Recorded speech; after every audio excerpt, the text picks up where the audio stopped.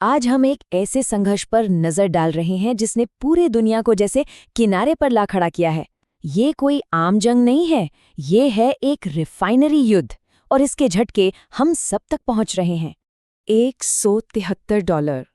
ये नंबर यही है हमारे आज के विश्लेषण का केंद्र बिंदु। और यकीन मानिए, ये वो नहीं है जो आप सोच रहे हैं।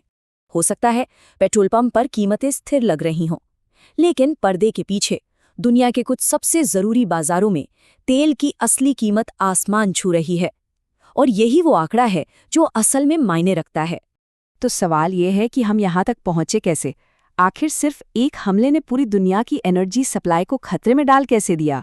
चलिए इस स्रोत के आधार पर इसे परत दर परत समझते हैं। ये सब शुरू हुआ एक ऐसे हमले से जिसने जैसे जंग के सारे नियम ही बदल दिए। ये एक नए तरह का संघर्ष है, रिफाइनरी बनाम रिफाइनरी। सब कुछ यहीं से शुरू होता है, साउथ पार्स गैस फील्ड। अब इसे सिर्फ एक गैस फील्ड की तरह मत देखिए, ये एक तरह से ग्लोबल इकोनॉमी का धड़कता हुआ दिल है, एक ऐसी ज़रूरी लाइफलाइन जिसे ईरान और कतर दोनों शेयर करते हैं।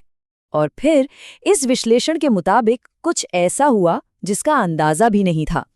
इजराइल ने इस अहम केंद्र पर हमला कर दिया और बस उस एक कदम ने, आप समझिए कि पूरे क्षेत्र में आग लगा दी। और एक हमले का नतीजा, एक पूरी चेन रिएक्शन। जैसे डोमिनोज गिरते हैं ना, एक के बाद एक, बस वैसे ही। कोई कुछ समझ पाता इससे पहले ही ये आग पूरे खाड़ी क्षेत्र में फैल चुकी थी। ये एक बहुत ही खतरनाक चेन रिएक्शन है। इजराइल के पहले हमले के बाद ईरान ने पलटवार किया, कतर, यूएई, सऊदी अरब और कुवैत में एनर्जी ठिकानों को निशाना बनाया। अब ये संघर्ष सिर्फ एक देश तक सीमित नहीं था, ये एक क्षेत्रीय तूफान बन चुका था। ईरान का जवाबी हमला बहुत विनाशकारी था, खासकर कतर के रास लफान प्लांट पर। सोचिए, दुनिया की 20% लिक्विफाइड नेचुरल गैस यहीं से आती है। भारत जैसे देशों के लिए तो ये एक लाइफलाइन है, और अब इसे ठीक होने में कई साल लग सकते हैं। अब जब आग इतनी बढ़ गई तो जाहिर है दुनिया की बड़ी ताकतें भी इसमें कूद पड़ीं, और यहीं से मामला और भी ज्यादा पेचीदा हो जाता है। उस शुरुआती हमले को लेकर ना दो बिल्कुल अलग अलग कहानियां चल रही थीं। एक तरफ अमेरिकी सरकार कह रही है कि ये एक छोटा मोटा हमला था, उन्हें तो इसकी जानकारी भी नहीं थी। लेकिन दूसरी तरफ मीडिया रिपोर्ट्स बिल्कुल अलग ही तस्वीर पेश कर रही थीं।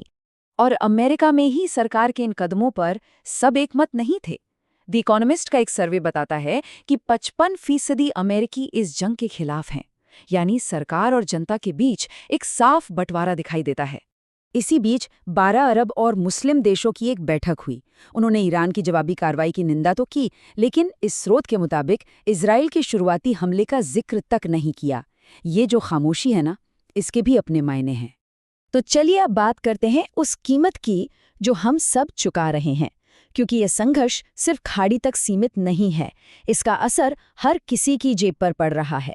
लेकिन यहाँ एक पहेली है, अगर दुनिया की ऑयल सप्लाई का इतना बड़ा हिस्सा रुक गया है तो कीमतें आसमान क्यों नहीं छू रहीं? इस विश्लेषण में इसका एक हैरान करने वाला जवाब छिपा है। तो राज ये है, देखिए, हम लोग आमतौर पर ब्रेंट या WTI जैसी कीमतों पर नज़र रखते हैं जो पश्चिमी देश इस्तेमाल करते हैं, और ये स्थिर बनी हुई हैं। लेकिन असली कहानी छिपी है खाड़ी के अपने बेंचमार्क जैसे ओमान में। वहाँ कीमतें $173 प्रति बैरल को पार कर गई हैं। असली संकट यहीं छिपा हुआ है। और ये मामला सिर्फ पेट्रोल डीजल का नहीं है। जरा दक्षिण कोरिया का उदाहरण देखिए। खाड़ी से सिर्फ उनकी एनर्जी ही नहीं आती, बल्कि हीलियम जैसी जरूरी चीजें भी आती हैं जो सेमीकंडक्टर बनाने के लिए चाहिए। मतलब पूरी ग्लोबल सप्लाई चेन दांव पर लगी है। $200 अरब। जरा इस रकम पे गौर कीजिए। खबरें हैं कि पेंटागन इस जंग के लिए इतनी बड़ी रकम मांग रहा है, और अभी तो इस संघर्ष को शुरू हुए कुछ ही हफ्ते हुए हैं। लागत पहले ही आसमान छू रही है। तो यहाँ से आगे क्या? इस विस्फोटक संघर्ष का भविष्य क्या है?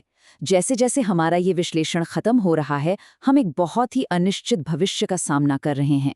स्रोत विश्लेषण का यह अंतिम विचार शायद सब कुछ कह देता है। ये सिर्फ एक देश के भाग्य के बारे में नहीं है। दांव बहुत ऊंचे हैं, जिसमें कई देशों का गौरव और प्रभाव दांव पर लगा है। और आखिर में हम इस सवाल के साथ आपको छोड़ जाते हैं, जब ऊर्जा पर युद्ध लड़े जाते हैं तो असली कीमत कौन चुकाता है? मानवीय और आर्थिक दोनों ही तरह से ये बोझ हमेशा उन पर पड़ता है जो इससे सबसे कम उठा सकते हैं।